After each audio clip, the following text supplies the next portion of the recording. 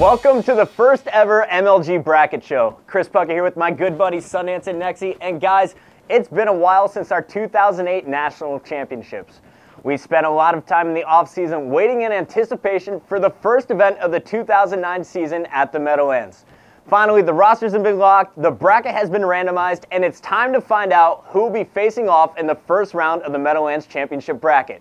So now, let's take a look at that bracket. You'll see as Straight Rippin', our #1 seed, gets the very top spot. Meanwhile, Instant comes in at our #2 seed, and they will hold the final spot in the bracket.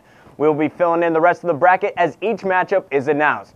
So let's get right into it, starting off with the top quarter of the bracket, checking out Winners Bracket Round 1. Our first match, we have Straight Rippin' taking on the 14-seeded Exit Wounds. Meanwhile, in our second match, the 9th-seeded Anti-Gravity will face off against our #6 seed Carbon. Guys, what do you think about these matchups?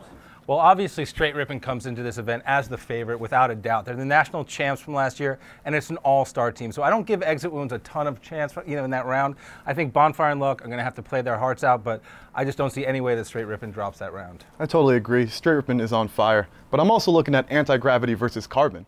I think Anti-Gravity is a really good squad, but they're taking on Carbon, one of the most unpredictable teams. They're coming off a third-place finish in Vegas. Coming into this tournament, they have a lot to prove to me still. We don't even know if Soviet's going to go off, so there's a lot of questions to be answered there. I expect them to win that first-round matchup, and I'm excited to see them against Straight Rippin' in round 2. Now let me ask you this, Nexy. If the Carbon that showed up at the earlier events of the 2008 season shows up in Meadowlands, will they have any trouble with Anti-Gravity? I think Anti-Gravity is a good squad. Everyone on that squad has proved himself, maybe with the exception of Little Seb. Little Seb hasn't been around. He's been around for a long time, but just not on that level. I really think that Carbon's worst is just a little bit better than Anti-Gravity's best. I don't know. The thing I have to say is I don't know about that necessarily, but the thing I do know is that Carbon can be very good at beating themselves. And if they do that, Anti-Gravity won't have to do a lot. But I'm not sure that that's the Carbon that's going to show up. That's the Carbon we saw last year that disappointed up until the end of the season. I think Anarchy and Ghost have been practicing a lot. But again, those other two guys, they have to show up as well. I expect Carbon to do well in that matchup, but they've surprised me before and gone in the wrong direction, so who knows? All right, well, we'll have to see how that plays out. Let's jump ahead to the second set of matches now. In our third match, we have Team Classic, the #5 seed, taking on the #11 seed, Believe the Hype. It's going to be a tough matchup for Classic there. Believe the Hype, they're definitely looking to be pulling some upsets. Meanwhile, in our fourth matchup of the top half of the bracket, we have #15, Heaven and Earth, taking on the #4 seed, Triggers Down. What's your take on these matches, guys? Well, the Classic Believe the Hype matchup is the one that I actually thought the most about today. And it's the match that I say, well, maybe there's a surprise here. Maybe Classic looks ahead a little bit and Believe the Hype is this year's ambush. And you know what? That's not to say that Believe the Hype isn't a great squad, because I think there's a lot of talk about them, a lot of talk about the fact that these guys could play very well.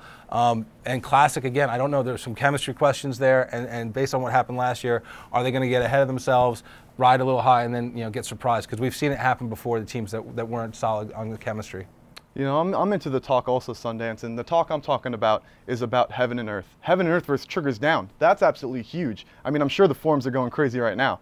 For the past week, all the forums have been talking about have been Heaven and Earth. Poweezy especially, and I could see why. That kid can go off at any time.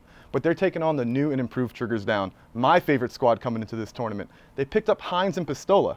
Come on, I've been on Hines for very, very long now. Everybody knows you've been on Hines, but there's no doubt about it. He's obviously your boy. The kid's good, but that team is a mix of experience and potential. You've got SK, you've got Hysteria. They've won 2 events. You've got Hines and Pistola, who just want nothing more than to win an event. I expect big things out of that squad. Yeah, I have to admit, I really like the pickup of Pistola and Hines as well. I think that squad, they're going to surprise some people, because a lot of people maybe are thinking that, well, they're not going to be that familiar. But one thing I know for sure, and I talked about it last year on the broadcast, Pistola is an incredible player. I think a ton of potential there. A very smart player. He's got some elements of neighbor in his game, some elements of strong side. And Hines, we all know you love him. You don't need to mention it anymore, but the kid can play. Not to mention you got the other 2 guys who won an event last year, so they know what it's like to be on top. I like that matchup. All right, well, it'll be a good opportunity for Killer Drew and Hokum to get their names out there once again for Heaven and Earth if they can pull off an upset. Guys, that's the top half of the bracket. We're going to go to a quick commercial break. When we come back, we'll show you the bottom half. What's up, everybody? I'm with T-Squared in New York City, and we're letting everyone know that every bottle of Dr. Pepper is a winner.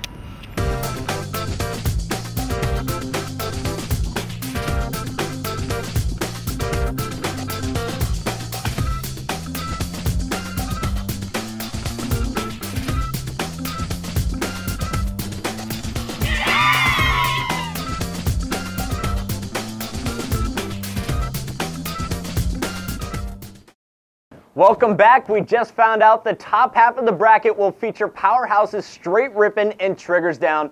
Now it's time to figure out who's playing in the bottom half.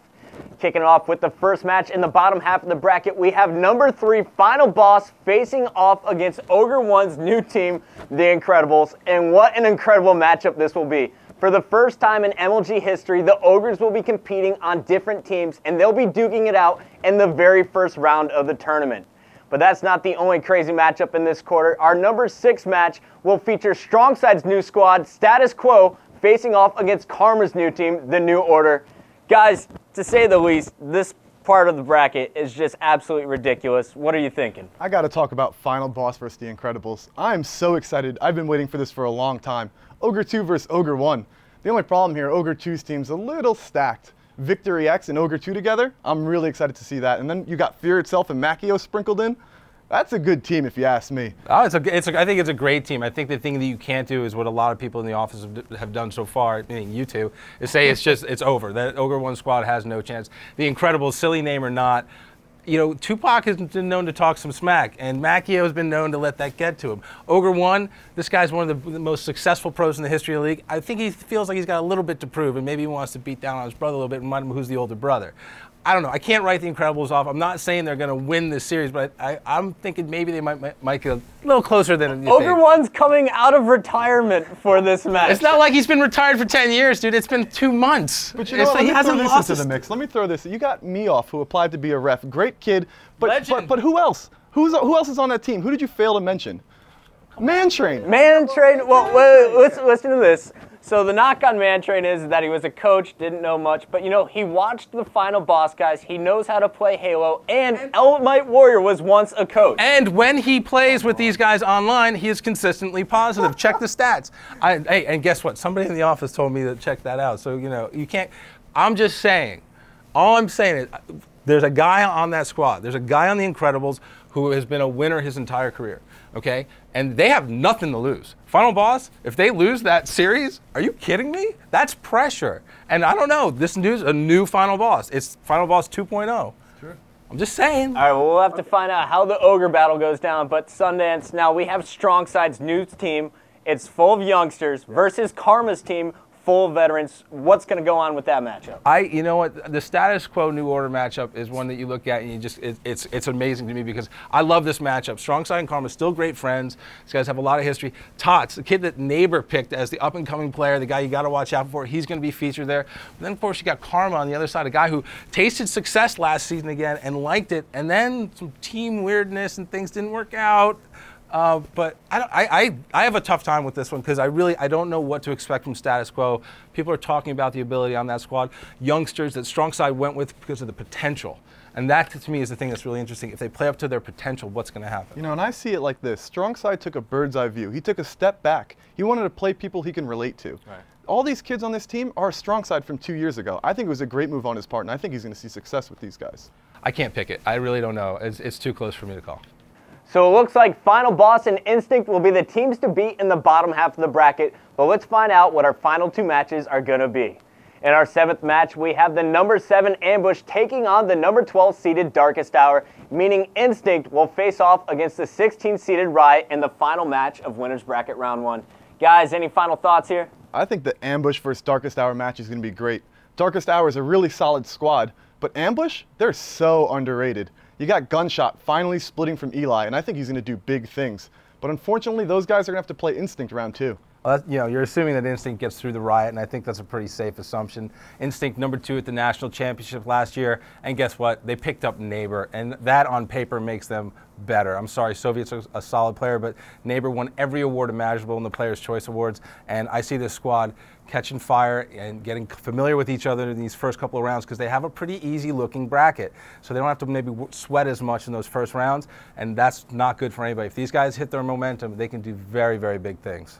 Well, looks like Instinct is our big winner for the bracket this time around. We're headed to a quick commercial break, but when we come back, we'll tell you which of the 2 matches we will be featuring on our first broadcast of the 2009 season from the Meadowlands on MLG Friday Night Kickoff.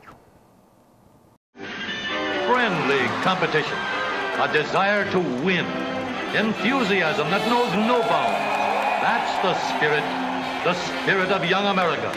From coast to coast, in everything from sandlots to stadiums, you'll find red-blooded American boys full of that old grit and determination that makes winners and champions. Oh my God! I am God! It's been a long offseason, and it's definitely been too long since I've commentated a match. We just filled out the Meadowlands Championship bracket, and now it's time to choose which 2 matches will be featured in our first broadcast of the 2009 season on MLG Friday Night Kickoff. Nexy, what is our first match going to be? This is way too easy for me. I've been waiting for this for a very long time. I want to see Ogre 2 take on Ogre 1. That's Final Boss versus the Incredibles. I want to see what the new Final Boss is capable of. And more importantly, I want the world to meet Tupac. Well, there's no doubt they're going to meet Tupac. I mean, Pac definitely wanted to talk, and he's on the big stage for the first time in a while. I just want to see these brothers duke it out. Honestly, like, the Ogre 1's going to be coming back. Maybe he's rusty, maybe he's on his game, but I just want them to win a game or two and to put a challenge into Final Boss. I don't want it to be a steamrolling. Yeah, and I'm also really excited to see how Final Boss plays with their new lineup. We'll just have to wait and see how that plays out. But Sundance, that is just the first match featured in the 2-match series. What is going to be our second match of the night? Well, the second match is one that I think is incredibly evenly balanced right now. You got Status Quo, strong side squad, a lot of young talent there, going up against the New Order. That's Karma and Nated as the focal point on that team. And, you know, these guys on paper are just really evenly matched. You've got a squad that's all about potential, and you've got a squad with some experience that knows what it's like to win, but also is eager to get back on top. So I like this matchup. I think it's going to be a very even series. All right, well, neither of you guys would pick a winner earlier. Now I'm going to put the pressure on you. Do you take veteran experience, or do you go with new young potential? This is easy for me. I got to go with Strong Side's crew. I got to go with Status Quo. Look what they've been doing on land. I hear you, but I New Order. There you go, just so we can talk about it later. That's cool. Well, one of you guys is going to be a winner. The other one, a huge loser. Well, there you have it. It looks like we're going to be having 2 incredible matches to kick off the Meadowlands event starting at 8:45 p.m. April 3rd on MLG Friday Night Kickoff. That's it for the MLG Bracket Show. For Nexy and Sundance, I'm Chris Puckett. Thanks for watching, and we will see you next time on the Meadowlands pregame show.